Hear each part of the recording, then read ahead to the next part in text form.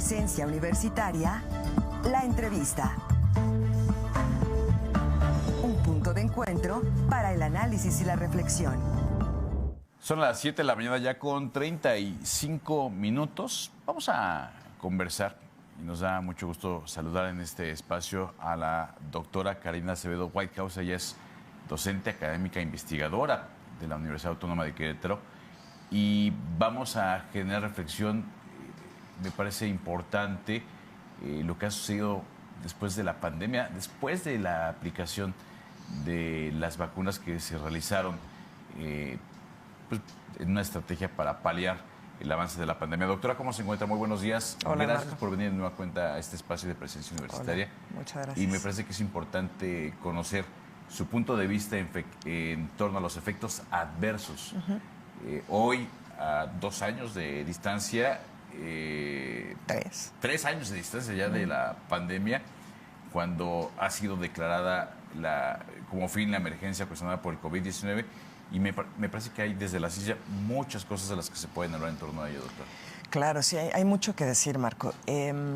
Bueno, como recordarás, yo venía aquí cada semana, ¿no? Y empecé pues hablando nada más de aspectos del virus, aspectos de lo que íbamos como comprendiendo, conociendo. Había mucho miedo, mucha incertidumbre, pero conforme pasó el tiempo y se acercó ya el que autorizaran estos productos, algunos, incluyéndome a mí, comenzamos a dar alertas con respecto a estos productos no cuentan con un perfil de seguridad adecuado más allá de unos meses, ¿no? Entonces, yo comprendo que había en ese tiempo muchísimo miedo y mucha esperanza del público en esos productos que se dijeron, esto va a ser la diferencia con parar esta situación. Eso es a lo que me refiero, que fue hace más de 3 años en realidad. Lo puedo entender, pero desde una perspectiva científica se necesita ser muy objetivo, ¿no? Y decir, a ver, esperen un segundo, que sí sabemos, que no sabemos, ¿no? Y lamentablemente pues se aplicaron productos que no se habían utilizado anteriormente, plataformas vacunales que no se habían utilizado, ¿no? Todos tenemos en mente lo que serían pues, las vacunas que recibimos de niños, ¿no? Y son muy distintas a estas, con una sola excepción. La vacuna de Coronavac, Sinovac, que es inactivada. Esas serían como las que nosotros recibimos antes. Todas las demás se tratan, prácticamente el 100% de las otras, de tecnología genética. Entonces, te lo voy a poner así, Marco. Si a ti te hubieran dicho, bueno, estamos en esta pandemia, por favor, ven a aplicarte terapia génica para protegerte. ¿Tú qué hubieras dicho? No. Pues eso es lo que les aplicaron, terapia génica, ¿no? Es eso. O sea, la definición de terapia génica es un proceso en el cual te doy información genética que va a entrar en tus células para que éstas generen la proteína que yo quiero que generes.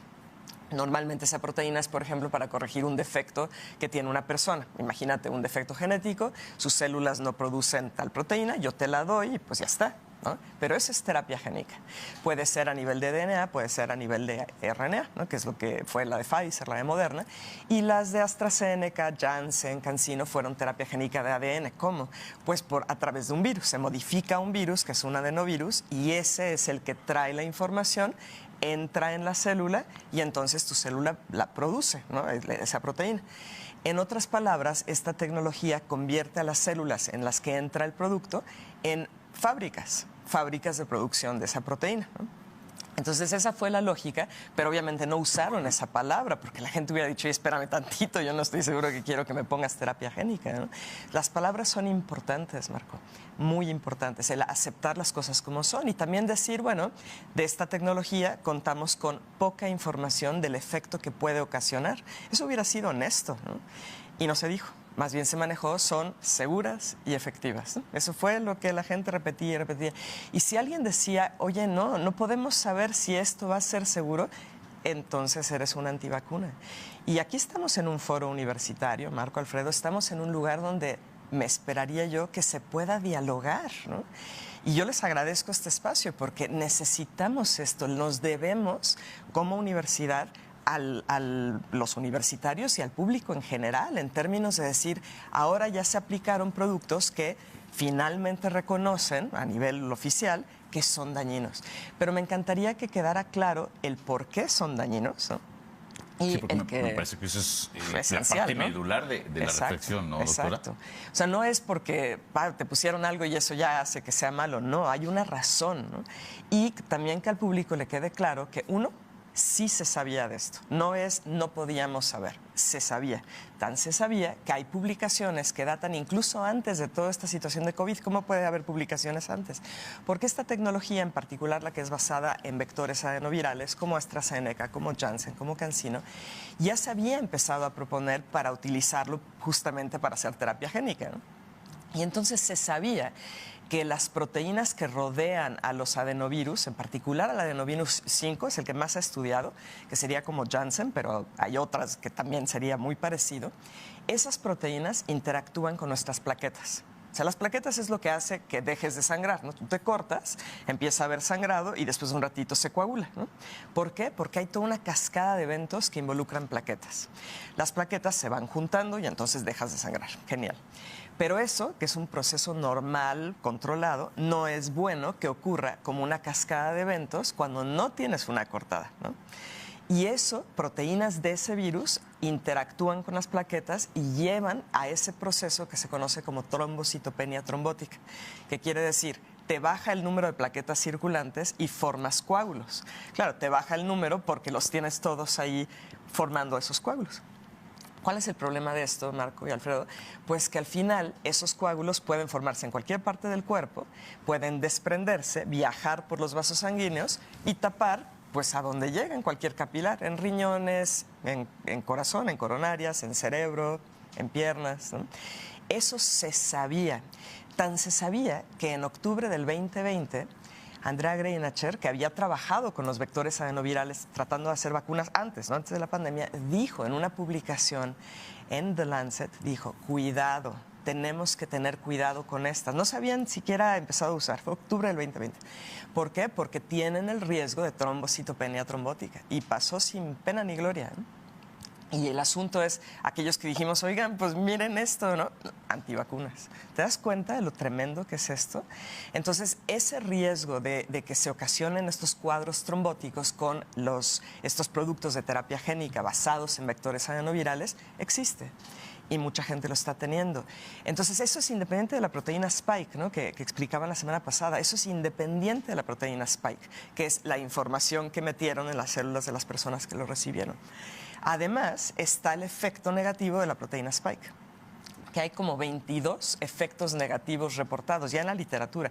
Te di hace unos minutos Sí. un libro que escribí, que publiqué en diciembre, y viene ahí todos listados. Son más de 1000 referencias donde pueden ver, o sea, de verdad, es tremendo, ¿no? Toda la lista de las publicaciones con los efectos adversos asociados a la proteína, pero también al vector adenoviral, pero también al ARN mensajero sintético, pero también a los nanolípidos, ¿no? Es mucho, o sea, es como un marco, digamos, de efectos que pueden estar asociados a estos productos y que explican también tantos procesos que tantas personas están teniendo, incluso años después de haber recibido este producto. Y eso me parece que es también esencial decirlo.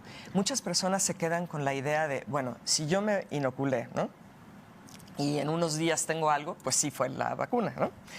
Pero si pasó esto, 31 días después ya no. Eso es una conducta mágica, Marco. No hay ningún estudio que te diga después de 30 días, después de 28 No es un ya no. efecto secundario. No, eso no existe, ¿no? Ahora, doctora, ¿qué decirle a la gente que nos está viendo, que nos está escuchando y que fueron vacunados con estos productos? ¿Hay algo de qué preocuparse? Bueno, lo primero, voy a decir algo que lo he mencionado en muchos otros foros, ¿no? No somos ecuaciones matemáticas, ¿no? ¿Eso qué quiere decir? No va a ser, si me pusieron esto, entonces sí o sí, tal otro. No es así. Somos organismos biológicos que variamos muchísimo, tanto nuestro sistema inmune, nuestra alimentación, muchísimos factores que determinan cómo puedes reaccionar. Es igual que con SARS-CoV-2. Toda la gente que se exponía no desarrollaba un cuadro severo, para nada, ¿no? Y hay personas que pues era como si fuera un catarro nada más, ¿no? Hay mucha variación. Entonces, desde ahí, a mí me parece muy importante que quede claro que no es como una sentencia, ¿no? Pero que se necesita reconocer que estos efectos adversos ocurren, que no es un invento, que los mecanismos están descritos, publicados después de estudios revisados por pares, muchos, digo, hay más de 1000 referencias ahí. para entender, bueno, entonces, si esto puede ocurrir, podría ser que este deterioro en mi salud, que este efecto que ahora traigo, ¿no? Que no sé de qué viene, eso podría estar asociado a estos productos. Ese es el primer paso.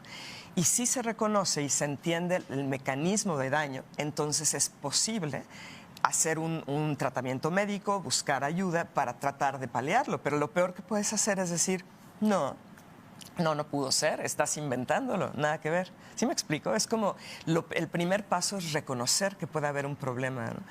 Sobre todo, Marco, considerando que una muy buena parte de la población universitaria, en particular los estudiantes de esta universidad, recibieron el producto de AstraZeneca. A mí me parece, y a lo mejor nuestros oyentes no están de acuerdo, a lo mejor hay profesores aquí que no están de acuerdo, pero me parece que como universidad tenemos un deber, es una responsabilidad social, es así real, una responsabilidad social en decir, bueno, ¿qué se puede hacer?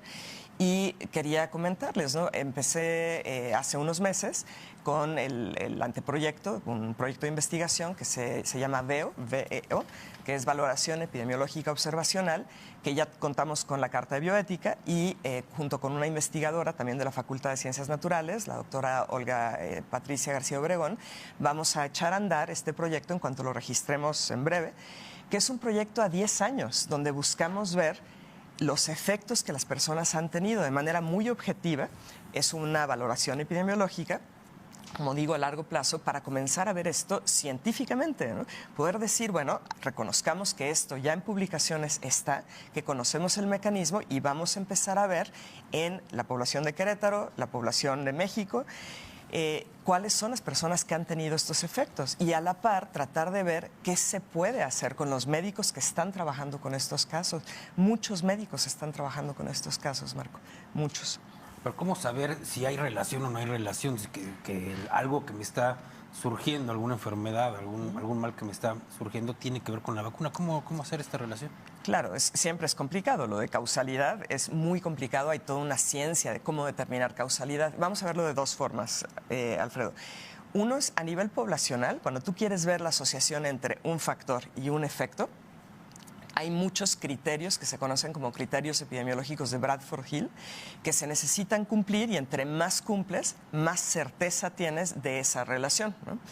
Eso es a nivel poblacional, pero a nivel individual a veces es complicado tratar de poner esos criterios poblacionales en una persona, en un grupo de personas, ¿no?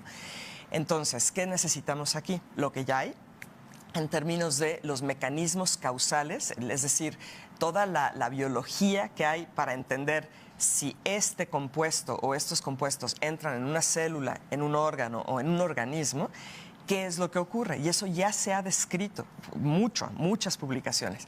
Eso sería de una forma controlada. Ahora, a nivel clínico, en un individuo, ya que entendemos esos mecanismos, si esta persona no tenía estos efectos, no tenía estos padecimientos, recibe un producto y empieza su salud a declinar, sería muy irresponsable decir, no puede ser porque te lo digo yo, no es porque no es, sino es decir, bueno, ya tengo todos los mecanismos entendidos y esta persona está teniendo estos efectos. Por lo tanto, doy la posibilidad de que este producto pudiera causarlo. No sé si me explica, es como un primer paso para tratar de entenderlo.